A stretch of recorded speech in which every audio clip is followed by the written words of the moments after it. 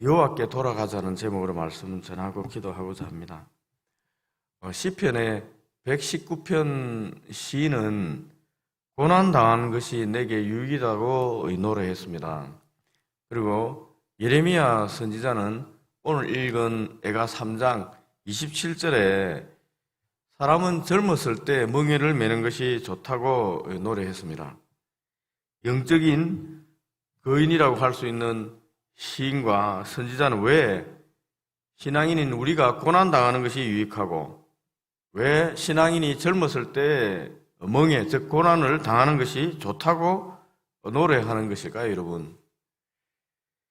고난은 여러분, 우리를 깊은 곳에 있는 하나님을 만나도록 이끌어 드리기 때문에 그렇습니다.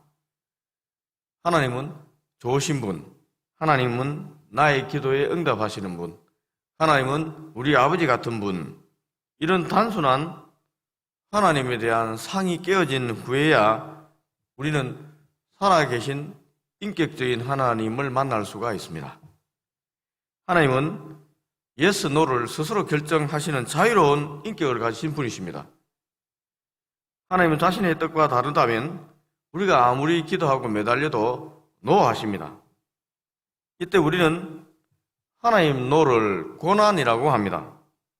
고난으로 받아들이는 거예요. 그리고 이 하나님 노를 버림받음으로 받아들입니다. 그러나 하나님의 노는 우리를 인격적으로 대하시는 하나님과의 만남의 시작점이 되었다는 것을 말하는 것입니다. 하나님의 노도 받아들일 수 있을 때 우리는 하나님 앞에서 진지하게 기도할 수 있습니다. 기도는 하나님과 대화입니다. 대화하려면 상대방을 존중해야 합니다.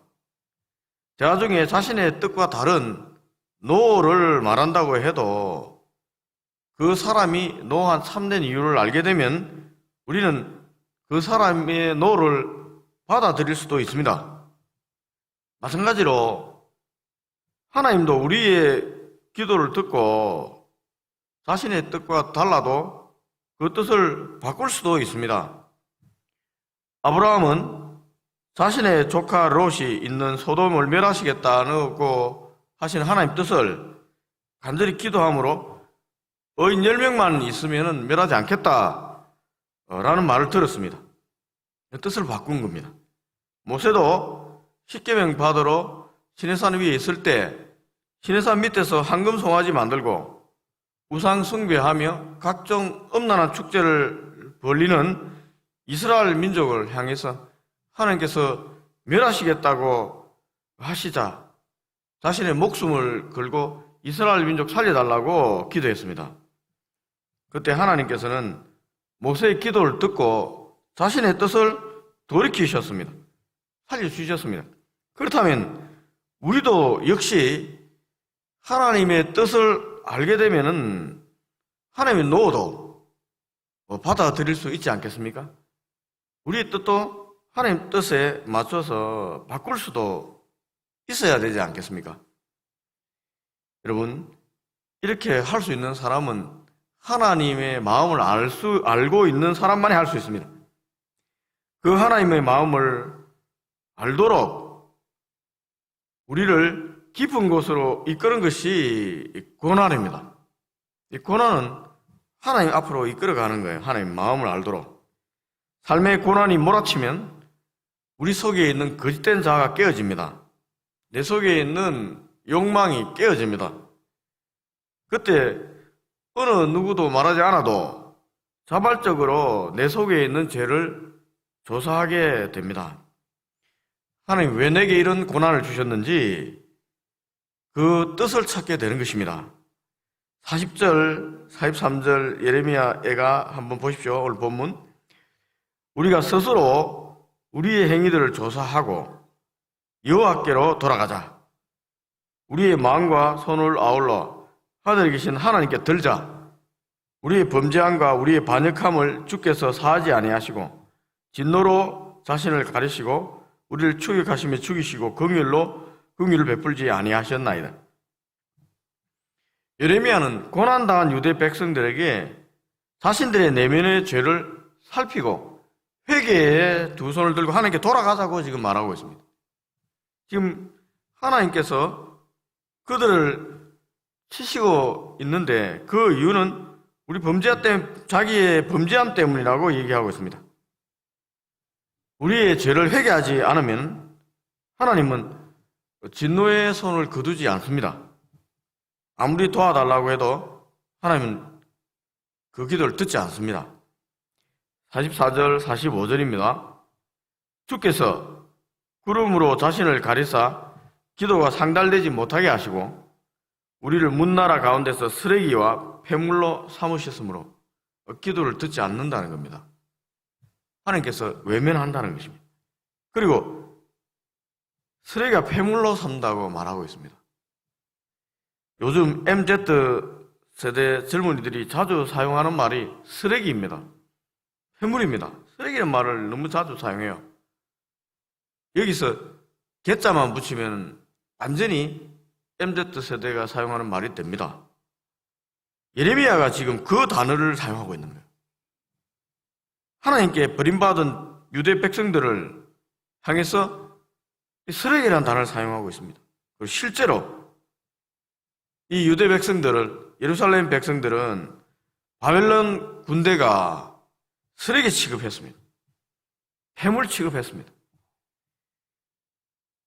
바벨론 군인들이 BC 586년에 예루살렘 성을 함락시킬 때 그곳에 있는 여인들을 쓰레기와 폐물처럼 취급해서 악한 폭력을 사용했습니다. 새를 사냥하듯 유대 백성들을 쫓았고 구덩이를 파고 그들을 쓰레기처럼 던졌습니다. 그리고 그 위에 돌을 던졌습니다. 오늘 본문에 기록되어 있는 그것입니다. 예레미야는 그 모습을 생각만 해도 눈물이 시내처럼 흘러내리는 겁니다. 그것을 본 거예요, 자기들이. 그러니까 눈물이, 생각만 해도 눈물이 나는 거예요. 완전한 절망입니다. 완전한 절망입니다, 여러분. 어떠한 희망도 없습니다. 내 힘으로 할 수 있는 것이 아무것도 없습니다. 눈물이 강물처럼 흘러내리는 이 상황에 갑자기 예레미야 선지자 하나님께 돌아가자고 말하고 있습니다. 도대체 그는 이 처절한 고난과 절망의 환경 속에서 무엇을 보았기에 하나님께 돌아가자고 다시 외치는 것일까요, 여러분? 20절, 22절입니다. 오늘 읽지 않았는데 예레미야 3장 20절, 22절입니다. 내 마음이 그것을 기억하고 내가 낙심이 되구나. 이것을 내가 내 마음에 담아 두었더니 그것이 오히려 나의 소망이 되어 사오면 여호와의 인자와 긍휼이 무궁하심으로 우리가 진멸되지 아니함이니이다. 가만히 생각해 보니 자기들이 진멸되지 않고 살아있다는 사실을 깨달은 것입니다. 너무 고난스럽고 너무 비참하고 쓰레기 취급받는 자신의 모습, 완전 절망 속에 앉아있는데 이 고난 속에 가만히 생각해 보니까 자기가 죽지 않은 거예요. 자신들이 멸절되지 않고 살아있다는 사실을 깨달은 것입니다. 처절한 고난 속에 완전한 절망 속에 탄식하고 있지만 그들은 여전히 살아있었습니다. 여전히 살아있습니다. 예레미야는 고난의 깊은 곳에서 하나님의 본심을 깨달은 것입니다. 31절에서 33절입니다. 오늘 읽은 본문 앞쪽입니다. 이는 주께서 영원하도록 버리지 아니하실 것임이며 그가 비록 근심하게 하시나 그의 풍부한 인자하심에 따라 긍휼히 여기실 것임이라. 주께서 인생으로 고생하게 하시며 근심하게 하시면 본심이 아니시로다. 고난 가운데 자신이 살아있다는 것을 깨닫고 하나님께서 살려주셨다는 것을 깨닫게 되자 하나님의 본심을 알게 된 것입니다. 하나님은 우리 인생에 고생하게 하는 것, 고난 주시는 것은 하나님의 본 뜻이 아니라는 것입니다. 다른 뜻이 있다는 것입니다. 이 고난에 뜻이 있다는 것입니다. 여러분, 고난 당하면 우리는 객관적으로 변합니다. 주관이 깨어지고 객관화시킵니다. 모든 것을. 하나님으로 보게 하고 우리는 피조물이라는 사실을 객관적으로 받아들이게 합니다. 그 순간 고난을 주시는 하나님을 바라보고 하나님의 본 뜻이 무엇인가 찾고 알게 되는 것입니다. 히브리서 12장 6절 8절 말씀입니다. 주께서 그 사랑하시는 자를 징계하시고 그가 받아들이시는 아들마다 채찍질 하심이라 하였으니 너희가 참음은 징계를 받기 위함이라. 하나님이 아들과 같이 너희를 대우하시나니 어찌 아버지가 징계하지 않는 아들이 있으리요. 징계는 다 받는 것이거늘 너희에게 없으면 사생자요 친아들이 아니니라. 하나님 본 뜻이 무엇인가 말하고 있지 않습니까? 징계는 하나님의 공의의 채찍입니다. 동시에 하나님의 아픈 사랑입니다. 주님의 십자가는 하나님이 우리의 죄를 향한 공의의 채찍입니다. 징계입니다. 하지만 하나님은 우리를 용서하시고자 하는 하나님 아버지의 아픈 사랑이기도 합니다. 그 하나님 아버지의 사랑을 아는 주님이 겟세마네 기도를 하신 것입니다. 이르시되 아버지여, 만일 아버지 뜻이거든 이 잔을 내게서 옮기지 마옵소서. 그러나 내 원대로 마시옵고 아버지 원대로 되기를 원하나이다. 하나님 아버지 그 아픈 사랑을 주님이 아신 거예요. 그러니까 이 십자가 앞에서 돌아서지 않고 아버지 뜻대로 하기를 원합니다 라고 자기 뜻을 내려놓은 것입니다.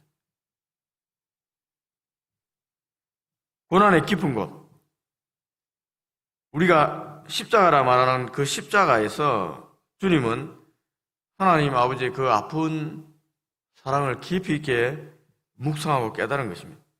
그리고 기꺼이 자기를 부인하고 하나님 아버지의 뜻을 따라 십자가를 지시고 골고다의 언덕길을 올라가셨고 그 십자가에 달려 죽으신 것입니다. 여러분, 이 3일 만에 죽은 후에 부활하셨습니다. 우리 십자가는 영원한 생명으로 인도하는 그러한 길이었습니다. 고난의 이유를 우리가 받아들일 때 십자가를 지고 주님처럼 따라가는 거예요. 그때 하나님 아버지의 사랑과 승리도 맛보게 되는 것입니다. 말씀을 맺습니다. 새벽에 혹 고난의 깊은 곳에 있는 분이 있다면 우리도 하나님 만나러 한번 깊은 곳에 들어가서 하나님과 기도의 실험을 하면 좋겠습니다. 그래서 하나님 본심이 무엇인가 깨닫는 은혜가 있기를 바랍니다. 왜 내게 이런 고난을 주셨는가? 이 고난을 통해서 하나님께서 내게 무엇을 원하시는가? 여러분 한번 깊이 묵상하면 좋겠습니다.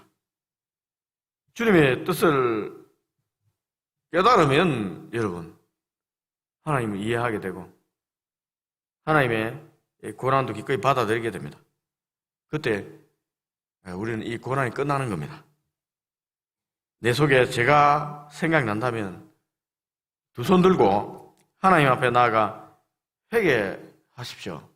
하나님께 돌아가십시오. 그때 하나님의 긍휼이 임하는 것입니다.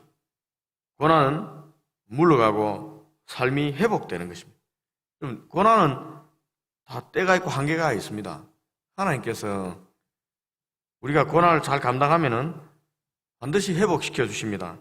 이사야서 30장 26절 말씀입니다. 여호와께서 자기 백성의 상처를 사매시며 그들의 맞은 자리를 고치시는 날에는 달빛은 햇빛 같겠고 햇빛은 7배가 되어 7날의 빛과 같으리라고 했습니다. 우리도 이런 은혜 경험할 수 있습니다. 고난 뒤에 이 고난을 잘 믿음으로 감당하셔서 이런 이사야의 고백을 경험하는 은혜가 있기를 바랍니다. 기도하겠습니다.